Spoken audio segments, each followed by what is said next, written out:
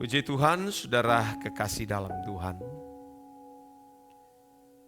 Di dalam Matius pasal 6, saudara, ayat yang ke-34. Sebab itu janganlah kamu khawatir akan hari esok, akan hari besok. Karena hari besok mempunyai kesusahannya sendiri, kesusahan sehari cukuplah untuk sehari. Ya, saudara. Tentu ayat ini sangat penting bagi kita sebab ini adalah firman yang diucapkan tentu melalui mulut Tuhan Yesus. Ya, baik kepada murid-muridnya maupun orang-orang yang mengikut dia. Karena berkat jasmani itu merupakan berkat yang dicari oleh bangsa-bangsa yang tidak mengenal Allah.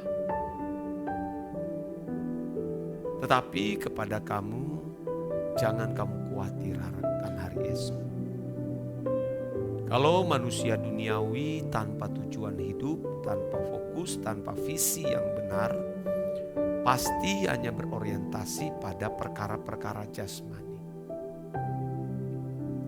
Seolah-olah kehidupan di dunia ini akan selamanya. Maka tidak heran mereka terus menggeliat untuk mengejar, berusaha, menghabiskan waktu, tenaga, usia yang Tuhan berikan untuk mengejar sesuatu yang fana. Bagi orang percaya, orang Kristen yang sejati, fokus, visi, tujuan kita bukan pada perkara-perkara dunia, tapi pada perkara-perkara yang di atas di mana Kristus ada. Itulah yang mestinya menjadi fokus, tujuan, visi kita, saudara.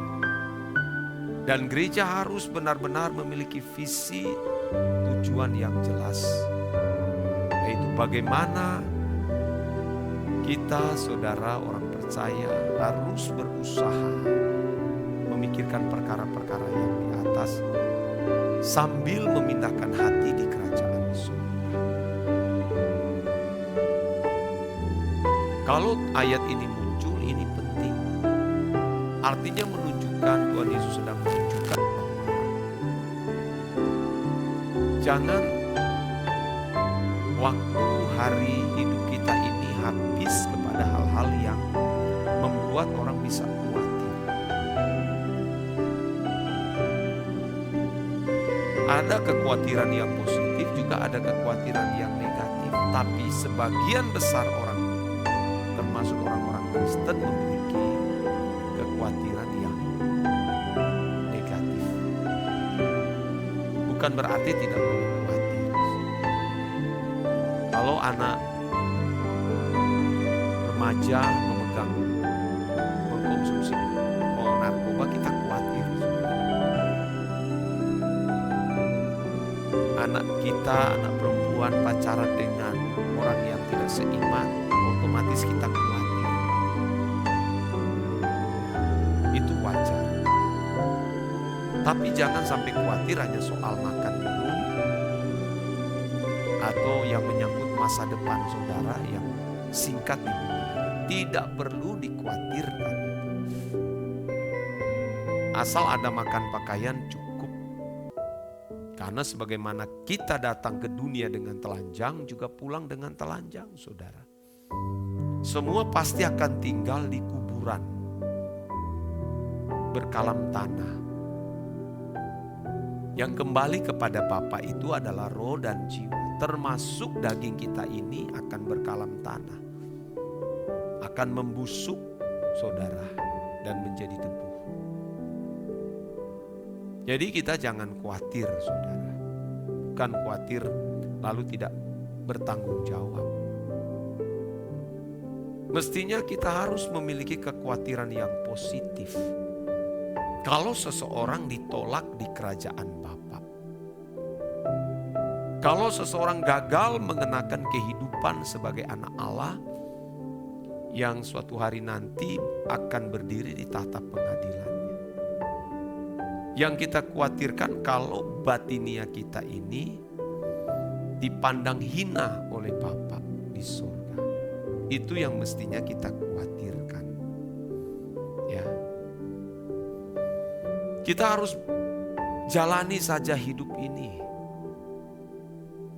Jalani saja saudara, pasti bisa dilewati. Bahkan termasuk saudara-saudara yang mungkin terlilit dengan hutang.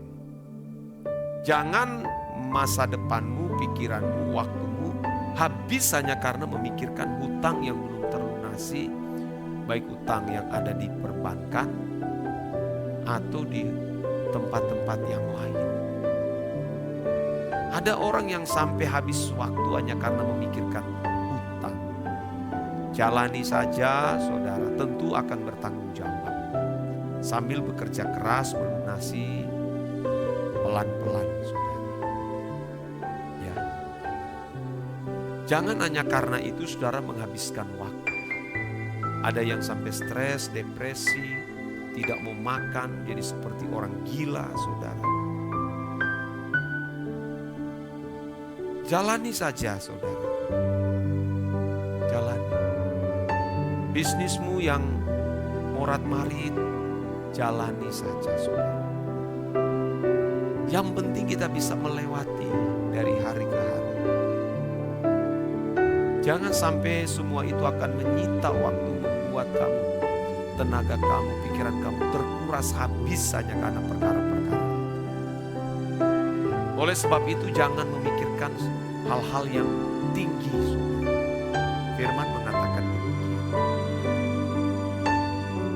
Cukupkan apa yang ada di dalam dirimu. Jangan memiliki keinginan-keinginan di mana Tuhan tidak turut menikmati apa yang kita inginkan.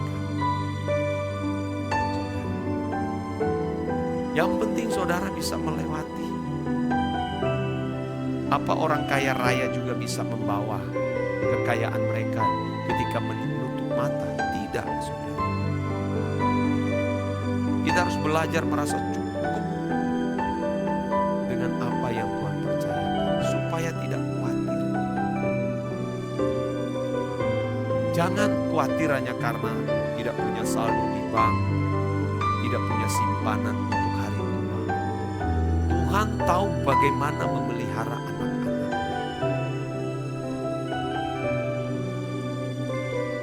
Tuhan bukan hanya punya 1001 cara, tidak terhingga caranya bagaimana menyelamatkan manusia, mencukupkan apa yang dibutuhkan.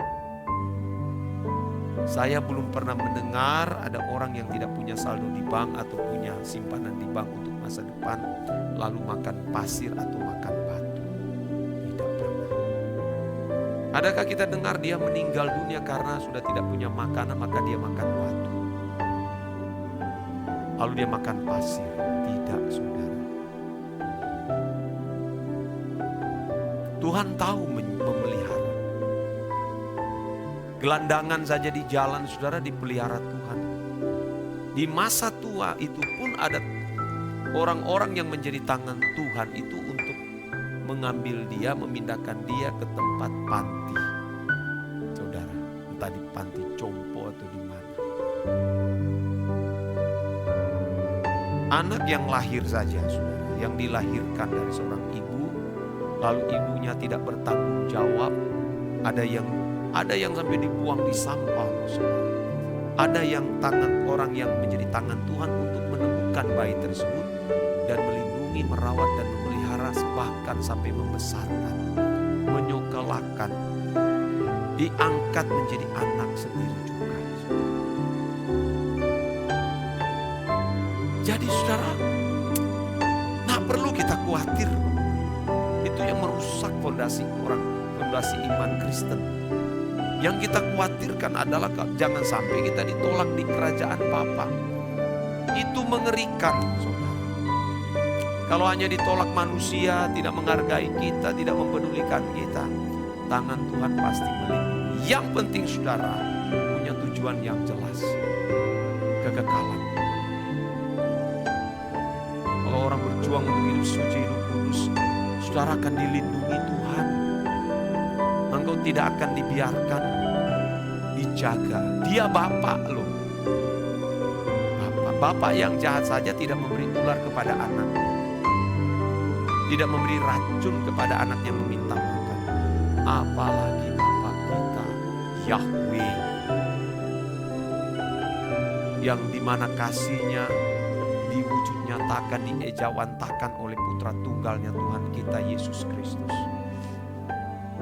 Jadi saudara, jangan lagi khawatir ya. Jalani saja hidup ini. Yang penting bisa makan cukup, ya saudara. Ayo kita berjuang, pindahkan hati di kerajaan surga. Ya, sebagai ayat terakhir ya, firman Tuhan mengatakan jangan sampai kita bisa kelihatan kita memiliki seisi dunia ini, tapi jiwamu binasa. Tidak ada artinya. Ya, jalani hidup ini. Ya, ini menjadi pesan Tuhan bagi kita sekalian. Amin.